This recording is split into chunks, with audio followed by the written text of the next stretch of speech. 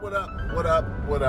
Your boy on the road doing what I do, going from training to training this time. But I wanted to say a word or two to the boys. You know what I'm saying? Every once in a while, I tap on some relationship things.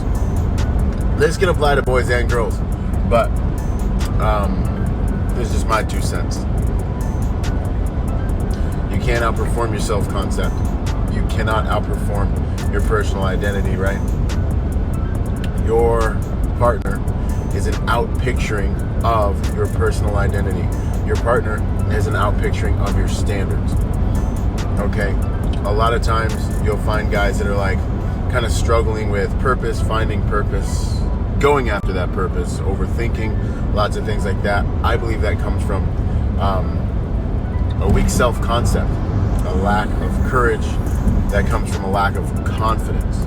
This lack of confidence and courage many times can be as a result of the way you approach your relationship. If you're a man, in my opinion, I'm old school. Everything's your fault. Everything's your responsibility. Your life, love, relationships, family, this is your first empire. You're the CEO of that's your first enterprise. There's no because she, this, that, and the next thing. What happens in your environment is what you allow. Period. You can push the little red button. You can pull the trigger. You can control that environment if you want to. If you can't, it's another example. It's a target indicator in your life that things are broken. Okay? You need to have enough rapport, trust, established respect. She needs to feel comfortable. But it's almost impossible for her to have those things for you and with you, or see those things in you, if you do not see them within yourself first. And the way you see those things within yourself, trust those within yourself, you need to trust yourself before she's going to trust you, is by hammering on yourself, working on yourself, slaying dragons, killing the lion, the tiger, the bear, and proving to yourself that you are a hero and that you're someone who is capable of keeping her safe, providing for her. But you got to prove that to yourself. You do that in all the hours you dedicate to becoming a better individual. This improves your self-concept. It gives you the courage, and then also improving your performance, right? This gives you the courage to face all of those threats externally, but in order to truly be the type of leader, you're also going to have to face her. You're also going to have to earn her respect. She's going to check you. You're going to have to show her that you are solid, that you're trustworthy, that your mission comes first. This is a whole nother thing, right? That you guys are working together to get to your mission, but that she can't even take you off your mission. Okay?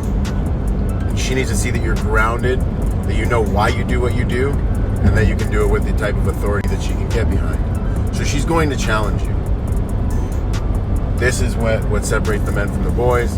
You need to understand how to stand up to those challenges. You understand how to stand up to those challenges as you stand up to challenges within yourself, as you become a better self on a daily basis. This also gives you the courage to stand up to her. Never forget that the person who needs the other person less has the most power in a relationship. Right? And part of being a good leader is understanding the value of relationships, understanding the value of relationship equity, and the commerce of relationships. Everything in your life, good and bad, will come through relationships. But creating a version of yourself that's strong enough not to need. This R&B movement is like the beginning of the castration of masculinity. If you listen to R&B music, shut that off. Listen to some soundtracks, to some more movies. Learn to think your own thoughts. You don't want to need anyone.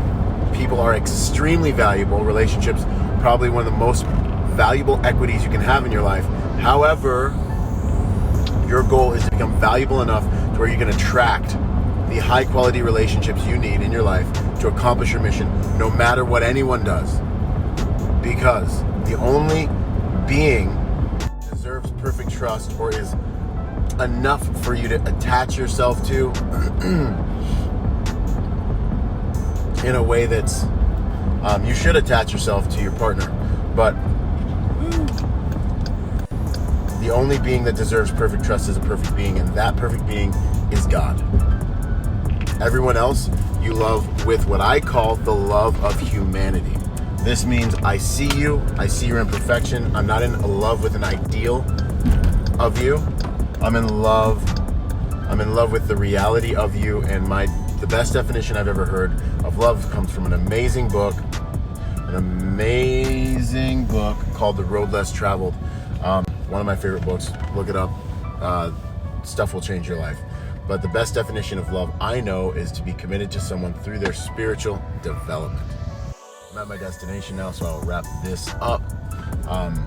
The point is, gentlemen, there's two versions of you inside of yourself.